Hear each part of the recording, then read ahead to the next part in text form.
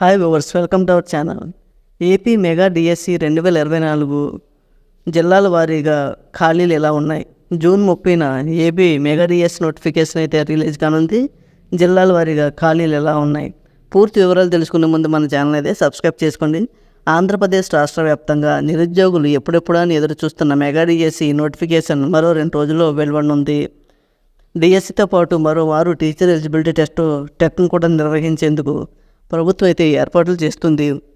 ఈ ఏడాది ఫిబ్రవరిలో నిర్వహించిన టెట్ అర్హత సాధించిన వారితో పాటు ఈ ఏడాది కొత్తగా బీఈడి, డిఈడి కోర్సులు పూర్తి చేసిన విద్యార్థులు కూడా డిఎస్సి రాసేందుకు అర్హత కలిగించాలనే ఉద్దేశంతో మళ్ళీ టెట్ నిర్వహించేందుకు సర్కార్ అయితే నిర్ణయించింది.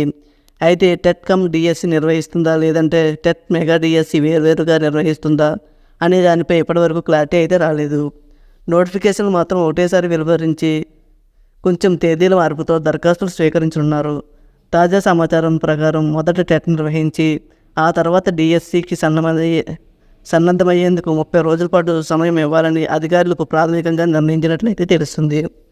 ఈ క్రమంలో మెగా డిఎస్సి నోటిఫికేషన్పై సర్వత్రా ఉత్కంఠ అయితే నెలకొనుంది. ఈ నోటిఫికేషన్ జూన్ 30 లేదా జూలై 1న వెలువడే ఛాన్స్ అయితే ఉంటుంది. జగన్ సర్కార్ ఎన్నికల ముందు జారీ చేసిన డిఎస్సి ప్రకటన రద్దు చేసిన ఎన్డీఏ కూటమి కొత్తగా 16,347 పోస్టులు అయితే మెగా డిఎస్సి అయితే ప్రకటించనున్నట్లు ఇప్పటికే తెలిపింది. గత డిఎస్సికి దరఖాస్తు చేసుకున్న వారు ఇప్పుడు కొత్తగా వెలువడనున్న డిఎస్సికి ప్రత్యేకంగా రుసుములు చెల్లించాల్సిన అవసరం ఉండదు. కానీ కొత్తగా మరోమారు దరఖాస్తు చేసుకోవాల్సి ఉంటుందని అధికారులు అయితే తెలిపారు. అలాగే కూటమి ప్రభుత్వం అధికారంలోకి కొనసాగిన 5 ఏళ్ల పాటు ప్రతి ఏడాది డిఎస్సి నిర్వహించే అంశంపై కూడా ప్రభుత్వం సమీక్షలు చేస్తుంది.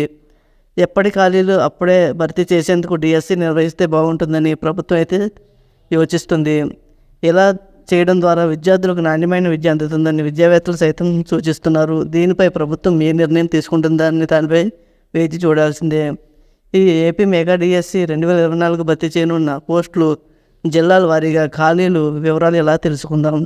ముందుగా చూసుకుంటే శ్రీకాకుళం జిల్లాలో పోస్టుల సంఖ్య 543, విజయనగరం జిల్లాలో పోస్టుల సంఖ్య 583, విశాఖపట్నం జిల్లాలో 1134, తూర్పుగోదావరి జిల్లాలో 1346, పశ్చిమ గోదావరి జిల్లాలో 1067, కృష్ణా జిల్లాలో 1213, గుంటూరు జిల్లాలో 1159, ప్రకాశం జిల్లాలో 672, నెల్లూరు జిల్లాలో 673, చిత్తూరు జిల్లాలో 1478, కడప జిల్లాలో 709, అనంతపురం జిల్లాలో 811, కర్నూలు జిల్లాలో ఈ పోస్టుల సంఖ్య 2,678 వరకు ఉంది.